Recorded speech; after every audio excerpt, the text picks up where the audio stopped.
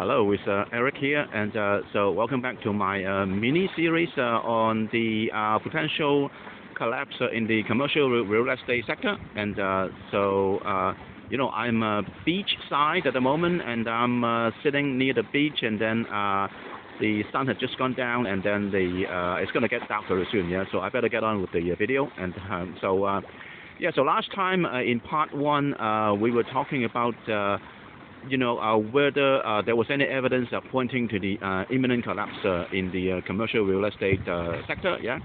And I have looked at some of the evidence, and so now I'm going to see if I can be convinced that this CRE sector is definitely going to collapse, yeah. So let me bring up the next board, and I'll convince you, or at least convince myself that it's not going to happen, And okay, so let's look at the left-hand side first, So the evidence that I looked at was some of the ETFs trading on the commercial real estate sector, and so I've looked at many ETFs wrapping the CRE sector over the last 10, 15 years, and this is the typical graph that I come up with, and so as you can see, I don't see any, exponential late-stage rally, going right up to the end of 2022, yeah. And of course, since the end of 2022, there was a bit of a dip in the CRE sector, yeah. But I don't see any potential. I don't see any exponential late-stage rally, yeah, in the CRE sector, At least as far as the ETF wrappers are concerned, And so, as you know, my favorite indicator of something collapsing imminently is what I call the late-stage rally. Yeah, late-stage rally is something. It's like a rally, but it's been going on for a long time, and so during the later stages of the rally, you typically see an exponential rise in the index or the price. But I don't see that kind of evidence in the CRE sector. At least as far as the ETFs are concerned. So I don't think I'm convinced yet that there's going to be an imminent collapse in the CRE sector.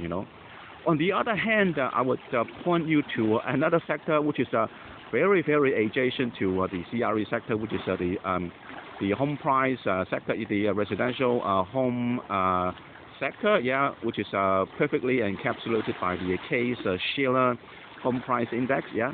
And I've collected the similar time series on the Case-Shiller price index, home price index, over the last 10, 15 years, and I definitely see a kind of a late-stage exponential late-stage rally, Like for example, here this is we're going right up to the end of 2022, and it started to dip a little bit, And I believe that this dip is going to extend into if not imminent collapse, then probably a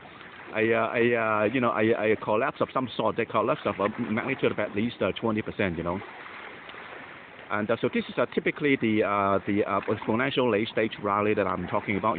It's one of my favorite indicators in terms of indicating whether something is going to collapse imminently. Yeah, and if there's any exponential late-stage rally that I've ever seen, then this is probably it. And so therefore, I am. I mean, I'm not saying that it's going to happen. Definitely going to happen 100% of the time. But it's according to my to my favorite indicator, this has a very high chance of collapsing imminently. So so I'm not really worried about the imminent collapse of the CRE sector, but I do worry a little bit about the residential home sector. That it may face an imminent correction of at least 20%. In the next maybe 6 to 12 months. And all right, so that's my prognosis of the data, and then in the next video, I'm going to look at some other sectors that are adjacent to CRE and residential home sector, yeah, and see if I can find any other sectors that are adjacent to these areas, but they are also facing imminent collapse, So let's hope that I won't find any other sectors facing imminent collapse, but I don't know, I have to look at the evidence first, yeah. All right, so I'll see you in the next video. See you, bye.